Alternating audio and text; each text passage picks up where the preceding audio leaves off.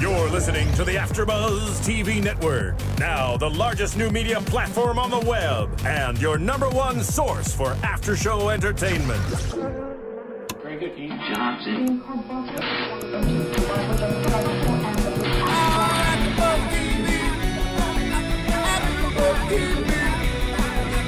From the AfterBuzz Studios in Los Angeles, California, and streaming live on Ustream, this is AfterBuzz TV at the movies. Tonight's hosts are two of America's top film critics, Scott Movie Mantz and Ben Lyons. We'll break down the movie magic and get you all the behind-the-scenes news and gossip. If you'd like to buzz in on tonight's show, you can buzz us at 424-256-1729. That's 424-256-1729. And now, picking up where the show leaves off and the buzz continues, it's AfterBuzz TV at the movies. Hello, everybody. Welcome to the fabulous AfterBuzz TV studios here in sunny California. I'm Ben Lyons from the E! Network. Maria Menounos is off celebrating Labor Day weekend with the Obamas somewhere. But today I'm joined by Access Hollywood's own Scott Mantz. Movie Mantz. At Movie Mantz on Twitter. How are you, buddy? I'm doing good, Ben Lyons. I am very excited to be here. The summer's over. Not a moment too soon. Yeah, if I see one more sequel, superhero movie. I know. Last time we were here, we were recapping all the hits and misses of the summer season. So with Labor Day coming, I know it's not the official end of summer on the calendar, but it is when you're talking movies, right? Definitely. But it also means that award season begins. Because yes. This is the weekend when you have not only the Venice Film Festival and Telluride, but you also have the Toronto Film Festival. You'll be up there covering for Access Hollywood. I'll be there for the E! Channel. I think it's my 7th time up in Toronto. Yep. I love the Toronto International Film Festival. It's a grown-ups film festival. You see people like Jeremy Irons and Darren Aronofsky, and it's very distinguished up there. No gifting suites, no crazy after parties. Exactly. It's about movies. It's about filmmakers, and this year is looking to be a great slate of films, as always. Well, what I like about Toronto is it's sort of in between Cannes and Sundance, because it's not as glitzy Well, as it's Cannes. physically in between the two. Yeah, physically too. Yes. But it's not as glitzy as Cannes, and it's not as grungy and independent as Sundance. It's right in the middle.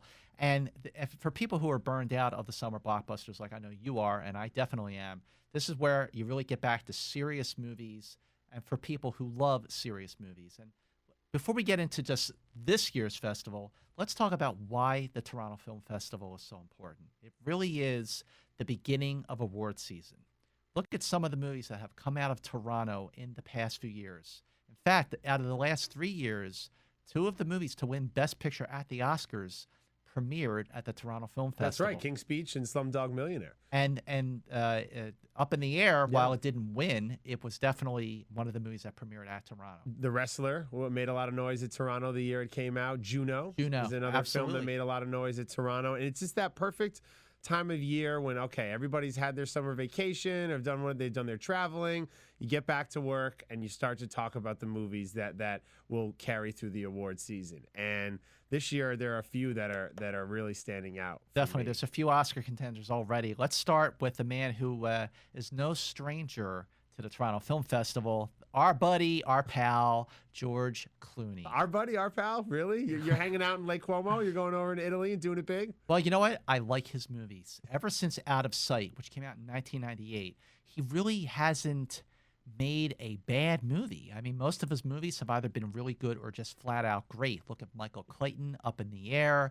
And this year he's got 2 strong films going into Toronto. I don't know how I felt about Men Who Stare at Goats. I was on that premiere line with you up in Toronto that year. Yeah. But they're ambitious movies and they're passion projects. Exactly. He hasn't taken the straight paycheck movie since the last Ocean's movie. Well, and also, if you want to go back even further, Batman and Robin. Right. I mean, that was 1997. The Peacemaker. He had that time in the late 90s when he was making those films. But now he's become a huge star, and he has enough money to live comfortably the rest of his life. So now he seems to focus his attention on movies that are really important to him, and for passion projects is a phrase that gets thrown around in Hollywood too often. But the one he's got up at Toronto that I'm most excited for, I saw it already, so I loved it, is The Ides of March. Yeah, I saw it too. He's directing and taking the less glamorous role, which I like when actors do that. He's done that a few times now. When he's directed, he's not taking the lead like Affleck did in The Town, for example. Right. Good Night and Good Luck is a great example. And that was also a Toronto Film Festival movie in 2005.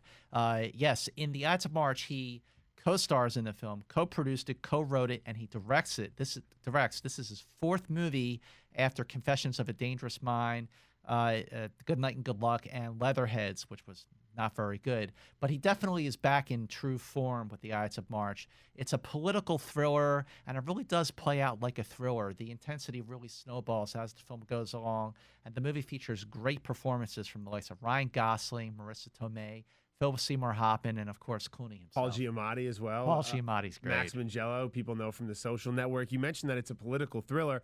It's really just a coming-of-age story. That's true. Ryan Gosling coming into his own as a young man who's finding himself at the center of this presidential election, this race where Clooney is on the fast track possibly to becoming the Democratic nominee. And boy, it gets good. It's a very good film. It gets really good. And everyone I know who's seen it has also loved the movie, and it really is a front runner going into award season. Of course, there are a lot of movies that are coming out later in the year that we'll get to. Let's talk about award season. Sometimes it happens with actors. We've seen it over the years where you have two performances in one year. You think like a Leonardo DiCaprio the year you had Departed and Blood Diamond, where maybe one performance outweighs the other performance, or people seem to gravitate towards one as opposed to the other. Ryan Gosling has two performances that will be up for consideration in the Best Actor in the leading category. Right. Sometimes actors have a great supporting turn and then a great leading turn, different categories. This time he's going up against himself, and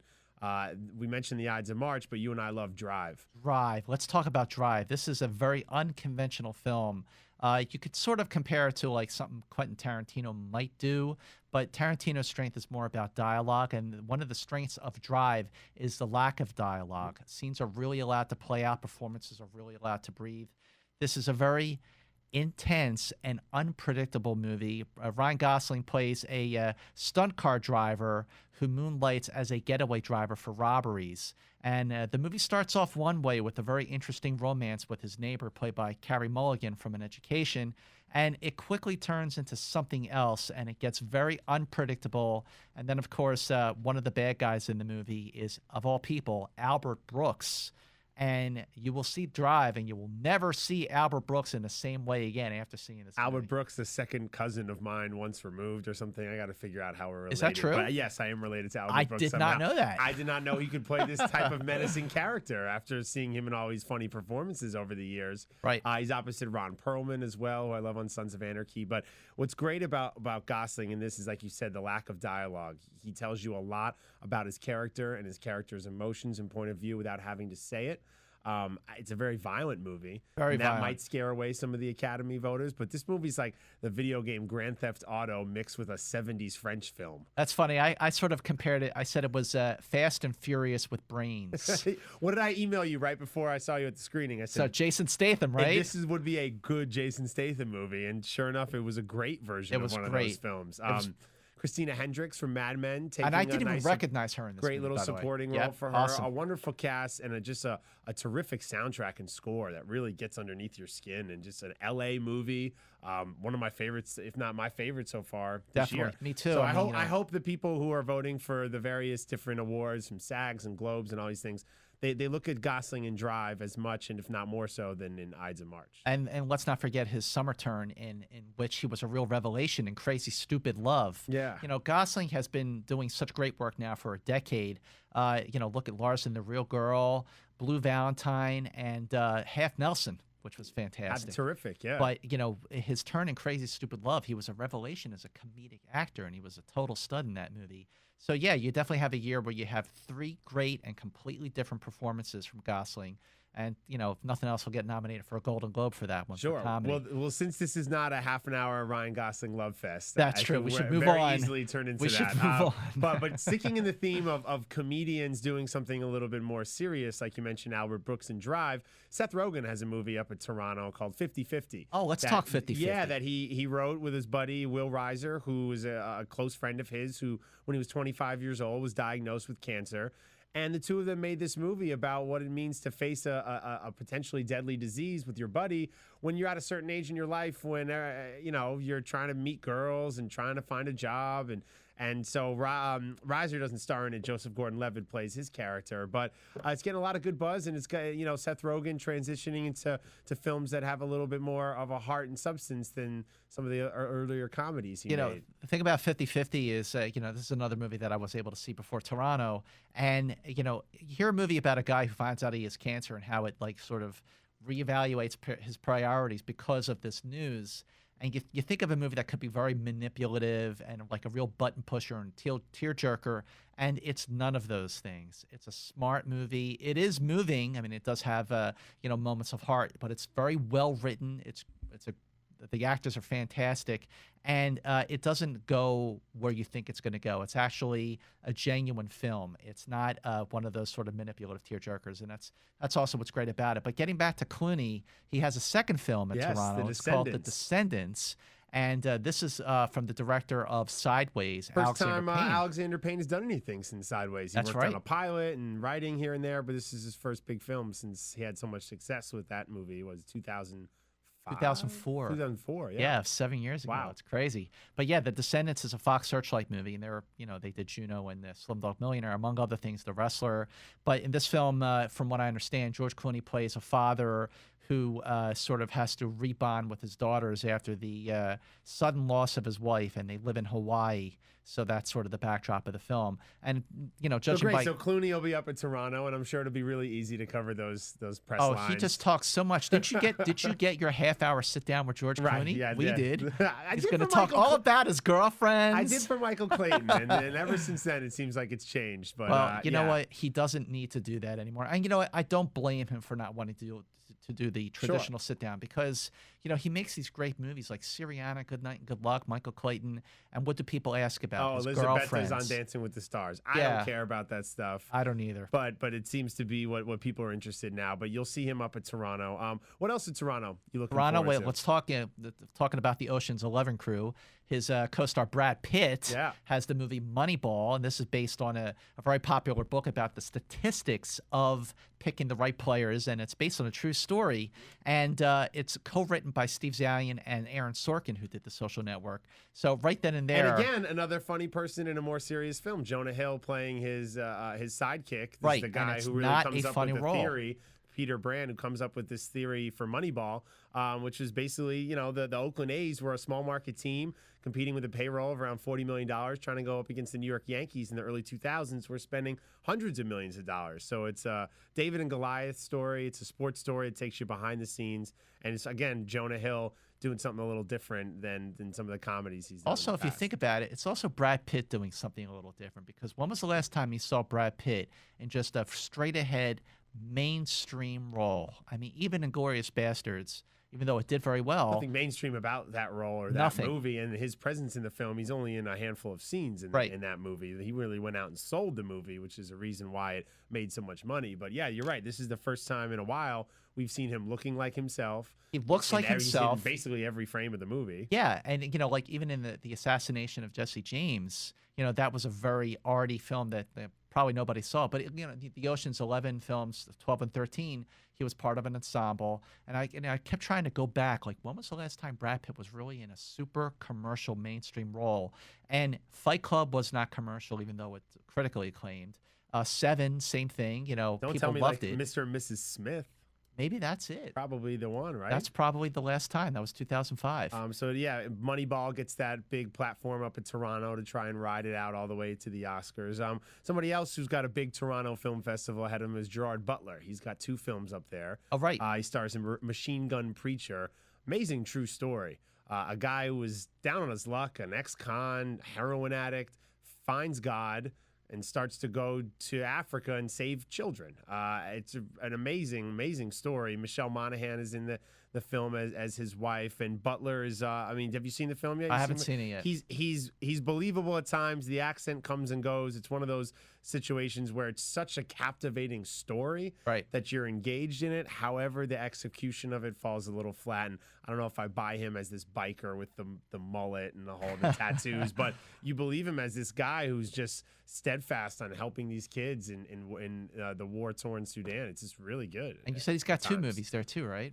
Yeah, he also has a small role in this Ray Fiennes film, Coriolanus, I think it's called. Oh, sure, yeah. Terrific movie, set in Rome, modern day, but yet everybody's speaking traditional Shakespearean dialect. Ooh. And it's a terrific performance from Ray Fiennes. One of those performances that the film ends and you say, my God, what did I just see?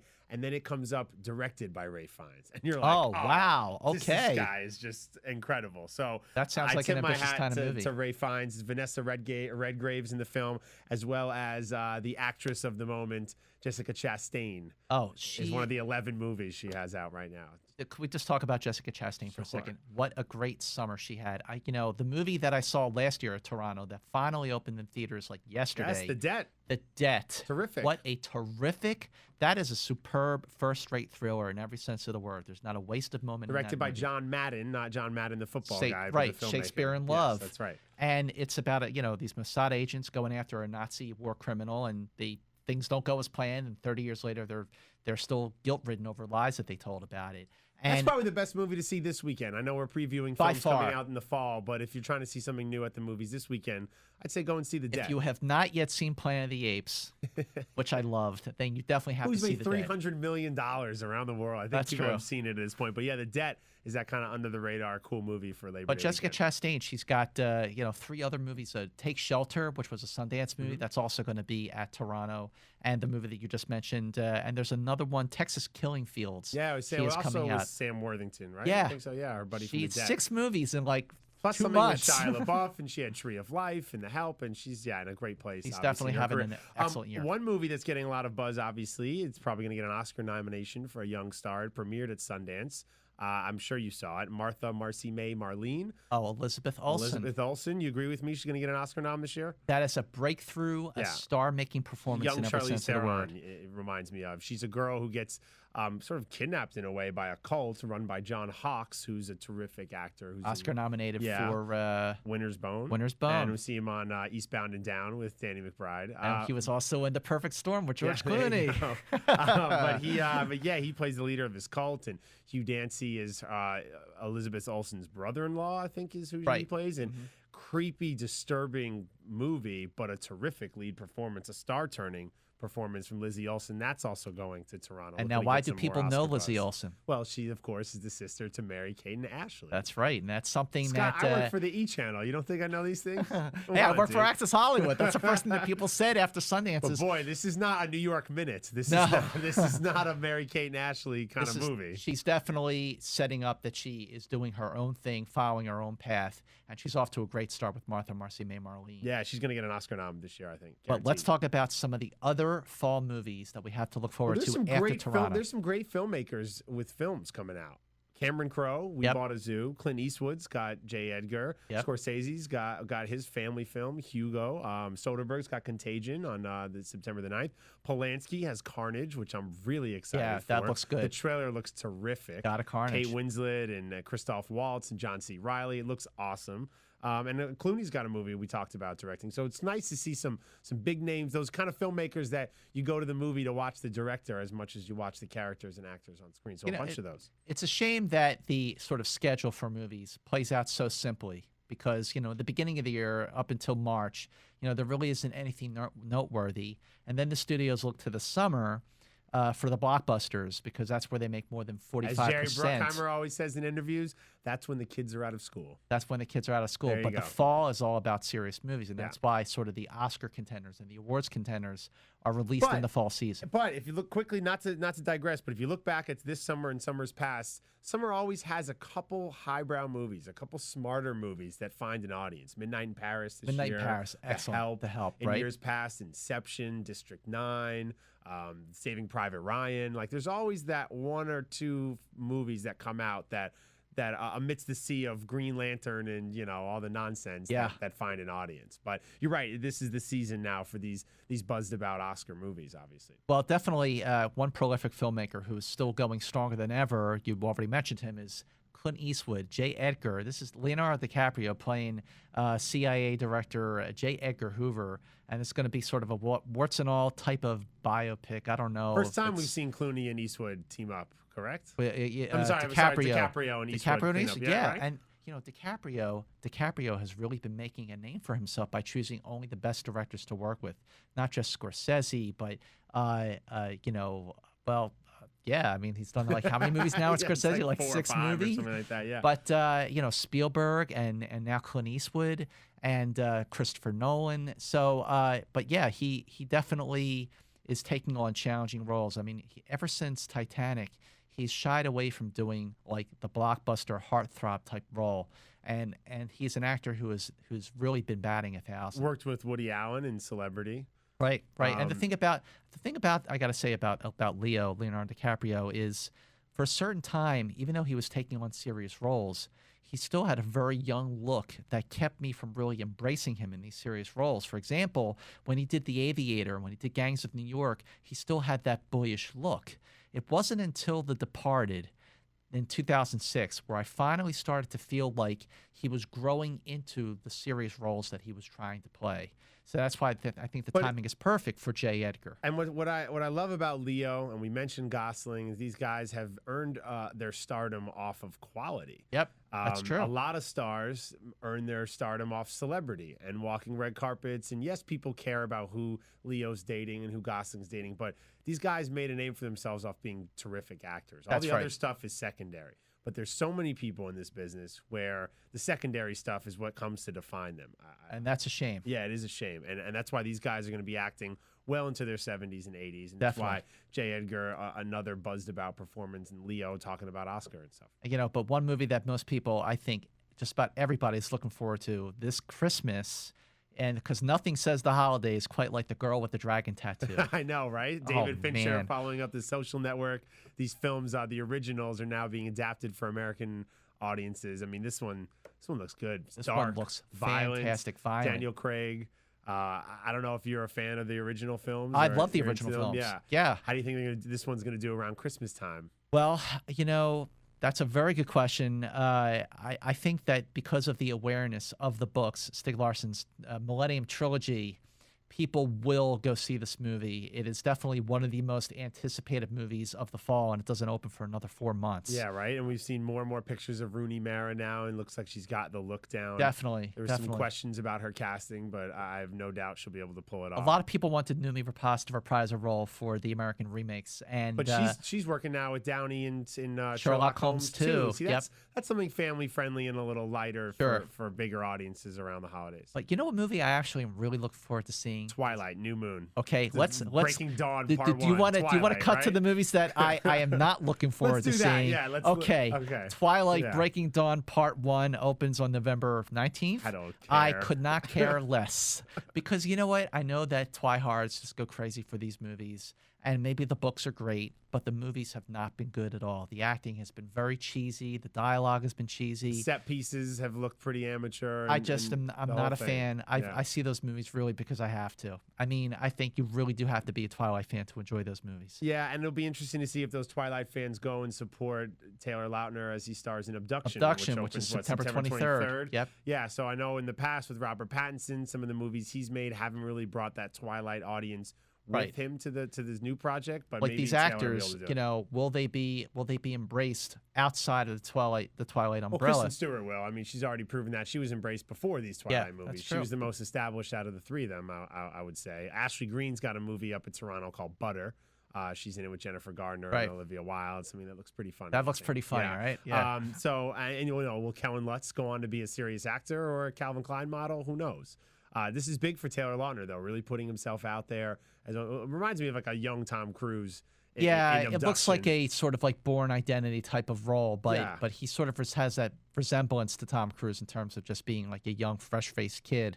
like right after who can do did, huge action and romance and all that stuff. It's with Lily Collins, and it's got some older actors. Yeah, Sigourney Weaver's in it too. Yeah, it's smart of him to surround himself with some established talent and not just put it all on his back. But Twilight, not looking forward to that. I'm really not looking forward to Jack and Jill.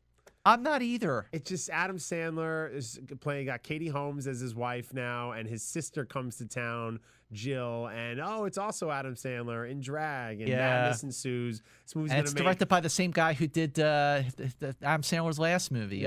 Was it Just Go With It? Just Go With It, right? This movie's gonna make so much money because it's Adam Sandler. It's gonna be huge. It'll make over $100 million. It's gonna make me chuckle a couple times. I loved the direction he was going in his career with funny people, and thought we were gonna see more stuff like that from him, or maybe even some supporting stuff. And you look at somewhere like Reign Over Me, the movie with Don Cheadle. My favorite Adam Sandler movie is Punch Drunk Love. Yeah, Paul Thomas Anderson film. 2002. We were talking earlier in the show about comedians playing more serious. Sandler, I think, has the chops to do it. We saw it in Funny People. Yeah, I like Funny People. It seems like he's regressing now and just going back to silly Well, I think if he goes comedy. back and forth, he can make movies that he wants to make, right? To challenge himself and prove that he can do serious roles, which he does. But let's talk about one movie. I don't know how you feel about the remake of Footloose.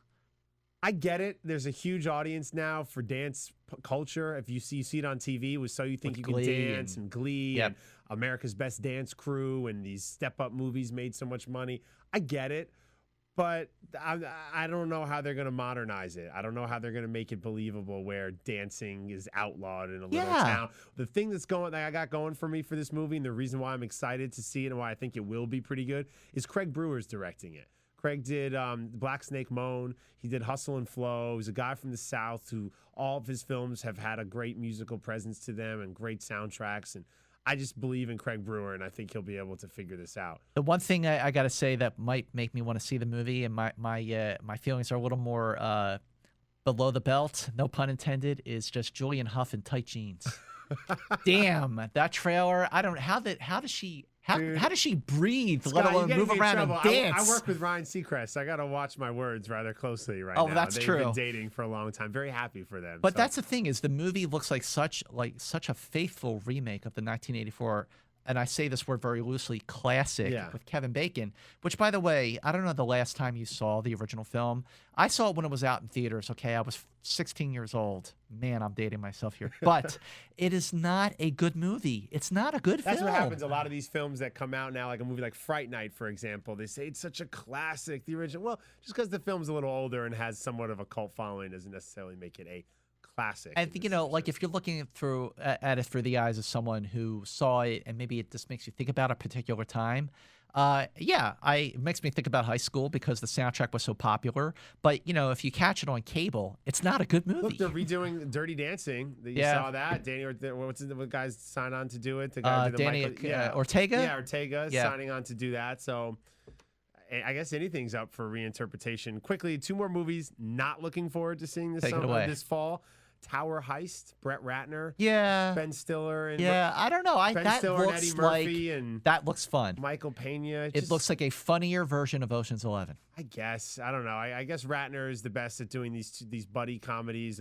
White guy, black guy, Asian guy, black guy. But the thing about Tower Heist that makes me want to see it is it looks like a good role for Eddie Murphy. I haven't liked any of his films, at least his live action films, because I like him as Shrek. Since Bowfinger? Bowfinger. I was going to say Bowfinger, 1999. I had heard early on the rumors of Eddie Murphy to play the Riddler in a new Batman movie. I thought that would have been cool. That would have been cool. But clearly that didn't happen. But yeah, Tower Heist, not too excited for. And Real Steel with Hugh Jackman? I don't know. That could go either way. I mean, that could be either really good or just totally stupid. It's like, all right, boxing movies are popular and robot movies are popular. So let's put them together. There's a young boy in there. It's Transformers meets Rocky. I mean, Anthony Mackie's in the film. I like it. I like the work that he does, but I don't know. From what I've seen of Real Steel this fall. One movie you forgot to mention, I don't know. I'm not on board with the Muppets. Really? I'm so excited for the Muppets. Not on board with the Muppets. That's on I got it right here on my notes. I don't know, man. I got it on my list to skip here, pal. Now we have a Thanksgiving that's going to be without a Harry Potter movie. Those movies used to come out a lot around November. That's now right. We got a big family movie for that time of year. I think the Muppets is going to be great. The only thing I ever liked about the Muppets were the critics. And that's for obvious reasons. Yeah, you remind me of the guys in the balcony. But I think the Muppets going to be a lot of fun. Jason Segel has loved the Muppets his whole life. He does have a passion for it. He has a passion for it. Nick Stoller, who directed Get Him to the Greek, is a producer on it. Amy Adams, Rashida Jones, Ken Jeong, million cameos. It's a Muppets. It could be fun, but I don't know. I'm just not into the Muppets. I think that's going to be good. And I grew up with the Muppets. So do we have time for any callers? If there's anybody listening out there who wants to call in, or anybody on Twitter, you can hit us up at Movie Mantz. I am Ben Lyons. And I don't know if you guys have any questions. If there's anyone watching this besides my mother. Nope. In the meantime, we have to talk about a movie that I'm really looking forward to seeing. Mission Impossible. Yeah, MI4. Ghost Protocol. I'm into it. I'm Jeremy into Renner, blow up the Kremlin. It's directed by Brad Bird. It's his first live-action movie. He did The Iron Giant, he did The Incredibles, and he did Ratatouille. And the thing about the Mission Impossible films is, the first one was good, the second one was fun, the third one was great. Yeah, J.J. Abrams. But the third one came Seymour out. Hoffman and Unfortunately, Monaghan, the third movie came out at the time when Cruise is jumping on couches and yeah, getting in fights about Ritalin and turned people off, and it turned out to be the lowest grossing of the Mission Impossible series. Yeah. But it's by far the best of the three movies. Yeah, I'm excited for this one. The clips we've seen so far set in Russia look awesome. Yep, it does look great. Cruise is back doing action stuff. I think it's going to be good, and having Jeremy Renner as a part of it, he makes everything he's in better. So yeah, he's definitely on his way. And but we're talking about actors and their relationship with directors, and how Leo really seeks out these filmmakers. Tom Cruise has done that throughout his career as well. Definitely. And he's taken some chances on young filmmakers or filmmakers that you would not expect for a certain project. I mean, JJ hadn't done anything nearly on the size of a Mission Impossible. His first movie as a director was Mission Impossible 3. Huge international franchise film. This guy that's directing MI4 now, you mentioned some of his films, smaller animated movies, right. Ratatouille, and The first Incredibles. live action film. First live action movie, Yep. huge international tentpole. So I like the way that Cruise, when you get to a certain place in this business, you have the power to do that. Right. When you're an A-list actor, you can greenlight movies just based off your interest in them alone, and hire the director you want. And I think he's done a great job of doing that over there. And you know what? I think that in general, Tom Cruise is just, he's sort of making a comeback. The period of time when people were sort of turned off by him, I think people are finally just like moving on from that. And it's sort of, he's got a lot of interesting movies in the works. Of course, there's Rock of Ages. Yeah. But, with Mission Impossible 4, I think that it's the type of movie that people want to see him in. It's an action movie. He looks like Tom Cruise. But Tom Cruise has made some very interesting choices. He's taken a lot of chances with his career.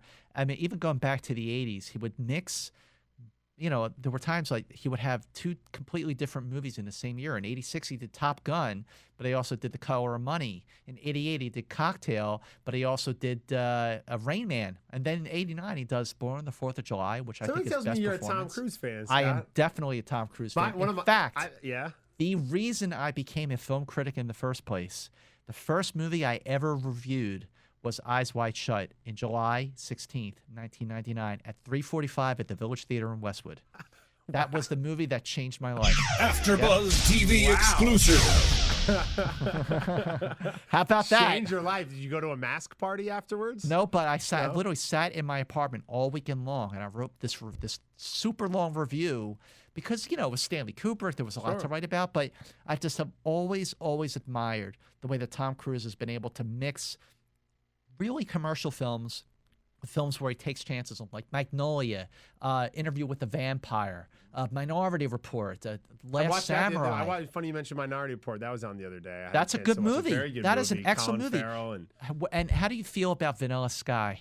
I loved Vanilla Sky. I love that movie. It's Cameron Crowe. Yep. It's out there at times, but Penelope Cruz and Jason Lee. It is a far-out movie. Cameron Diaz. Yeah, very challenging. I really like that movie. And I like that. My favorite Tom Cruise movie, you didn't mention it so far. The Firm? No, it's with Michael Mann behind the lens. Oh, Collateral. It's the first time we've seen... Great film. First and only time we've really seen Cruise as a bad guy. Yep, that's a great movie. A straight villain, and playing a hitman in Los Angeles, running around with Jamie Foxx and Javier Bardem's in that film. That's a good movie. I don't know. There are so many great Tom Cruise films. To pick my favorite, but I do love Jerry Maguire.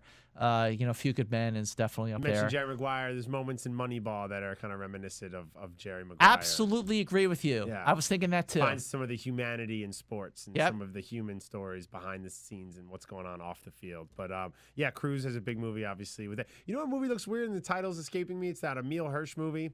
It's coming out. I think it's from Summit. Maybe it's coming out in December. It's like Electricity or something. Yeah. What is the name of that film? Crazy. Yeah. It looks really out there. I think now with this is a winter with there's no Avatar this winter. There's no Harry Potter. It's kind of up for grabs in terms of what the big movie's going to be come Christmas time and Thanksgiving. So when I was looking to the movies for the next 3 months, I was thinking about how this summer the box office is going to be the biggest ever on record for a summer, more than $4.4 billion for the summer. That exceeds the record set in 2009, which was $4.3 billion. And, as far as the rest of the year, overall, I think box office is about 5% behind last year, which was a record year. Monetary-wise, attendance is still down like 2%. But I'm looking ahead to the fall, and I'm looking for like the big money makers.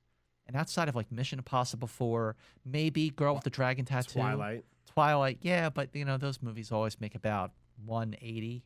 I don't know. Yeah, those Twilight movies can put up numbers. I mean, don't you think these people are finally growing up and moving past Twilight? Dude, you've been to Comic-Con. You know how much they love these characters. They don't care. And they have it multi-generational. That's why those movies make so much money. It's young girls and their moms and young guys. I mean, it's a generational thing. You get multiple generations in there seeing you. That's why those movies make so much money. And you were talking before about Taylor Lautner, breaking out of Twilight with the movie like Abduction, which could just take him to a whole new realm.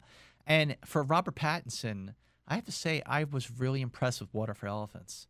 That came out back in April, and I thought that was going to do better. And I think critics liked it. Maybe they didn't love it, but I definitely liked it a lot. I liked him in the New York movie where he was in love with. Remember Me? Yeah, I liked him in that. Oh, forget it. I thought it was a good New York love story. Pierce Brosnan and Chris Cooper. In terms of being manipulative and button pushing, that is what I did not like about that movie. And I knew how it was going to end. Well, the minute it was set in 2001, I went, uh-oh, here we go. Well, we are getting, we're getting off track if we're debating Robert Pattinson movies from 2 years ago. So I think we've done a good job of covering all the big noteworthy movies of the fall. You and I agree the best movie so far of 2011 is Drive. Just an awesome film on every level. It's an excellent film. Just terrific. People, Ryan Gosling, they might not get Drive just by looking at the trailer. There's no way a 2 or 2.5 minute trailer can do justice to get the feel of this movie. There's nothing like it. I actually, in terms of the violence in the film, it made me think of Cronenberg because of A History of Violence and Eastern Promises. Yeah. That very it's graphic, very brutal, but calculated, and when it hits hard. Right, and it's not wall-to-wall violence. It's just when the violent moments happen, boy, do they happen. That's just great That's stuff. the movie of the year so far. Hopefully some of these movies we talked about here today will replace Drive and be even better. So it should be a fun fall. I'll see you up at Toronto. Yep, I'll see you there too. And I'll see you very soon right here on AfterBuzz TV. Thanks, Maria, for having us. Bye. Bye, guys. From producers Kevin Undergaro and Phil Svitek, engineer DJ Jesse Janity, and the entire AfterBuzz TV staff, we would like to thank you for listening to the AfterBuzz TV network. If you have questions or comments, be sure to buzz us at info@AfterBuzzTV.com. And you can find us on Facebook or follow us on Twitter by searching for AfterBuzz TV. Buzz you later. All right, peace. The views expressed herein are those of the hosts only and do not necessarily reflect the views of AfterBuzz TV or its owners or principals.